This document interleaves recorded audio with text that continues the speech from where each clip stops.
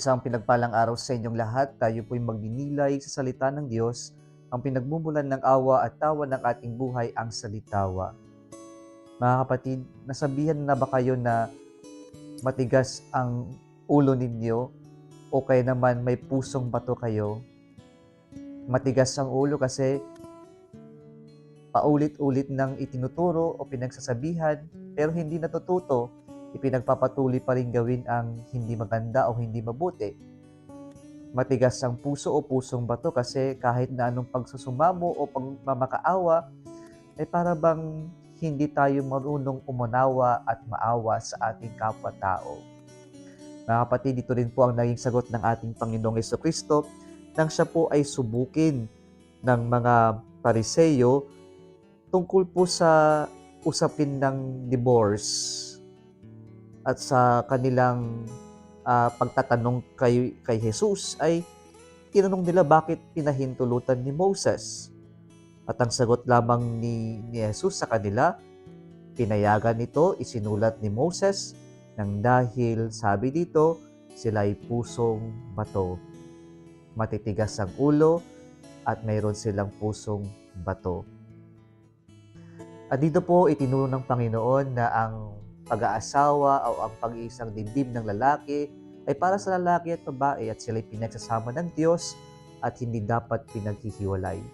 Pinapaalala po ng Diyos sa atin na ang kasal o ang pag-iisang dibdib ng lalaki at babae ay mula sa Diyos.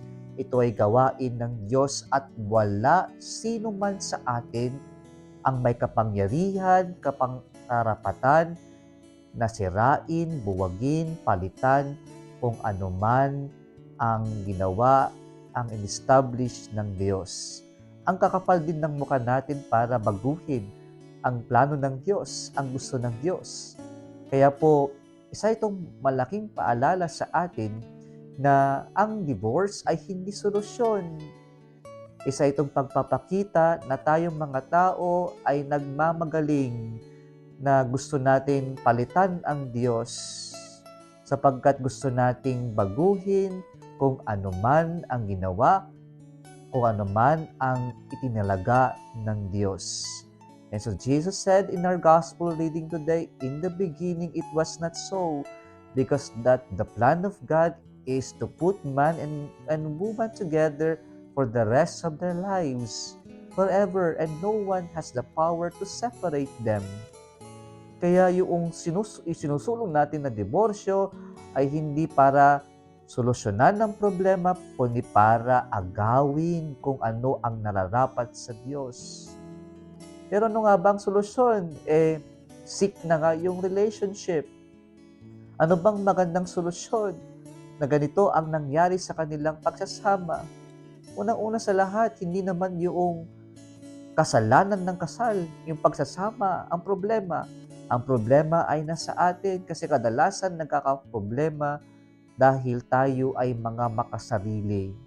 Alam ninyo, isa itong katotohanan na dapat nating isaalang-alang na huwag tayong papasok sa commitment, sa ganitong, huwag muna tayong papasok sa kasal kung hindi tayo handa na ibigay ang buong sarili natin sa commitment na to. At wag nating papasukin muna ang kasal kung hindi natin lubos na nauunawaan kung ano ba itong pinapasukan natin.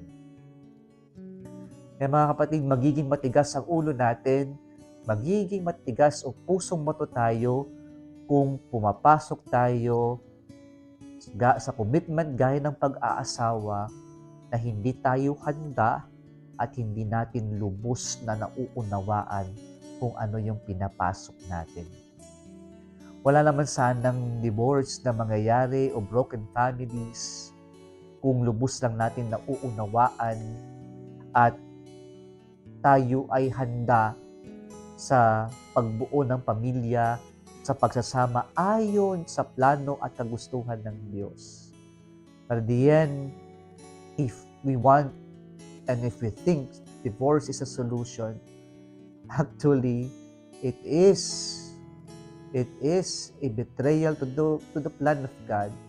And at the same time, sampal ito sa Diyos Bakit po?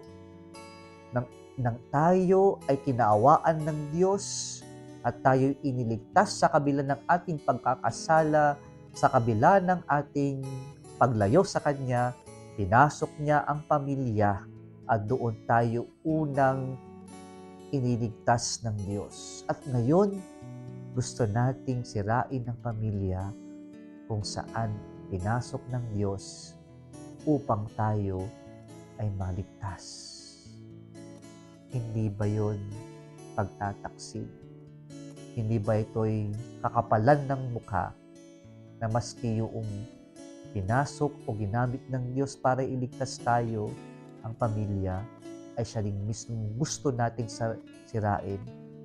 Bakit? Kasi makasarili tayo. And so we are being challenged today, my dear brothers and sisters, to give importance to family.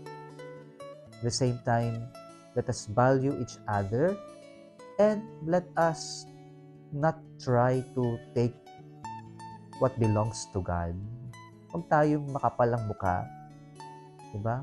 Na para bang gusto nating pangunahan ng Diyos, gusto nating palitan ng Diyos kasi lamang sa pansariling kagustuhan natin na nasaktan tayo, niloko tayo, o kaya naman hindi naging maganda yung takbo ng ating buhay o ng ating binuong pamilya. Sana mas makita natin kung ano nga ba ang plano at kagustuhan ng Diyos. Bakit may pamilya, bakit may pag-aasawa o kasal, at bakit tayo nagmamahal.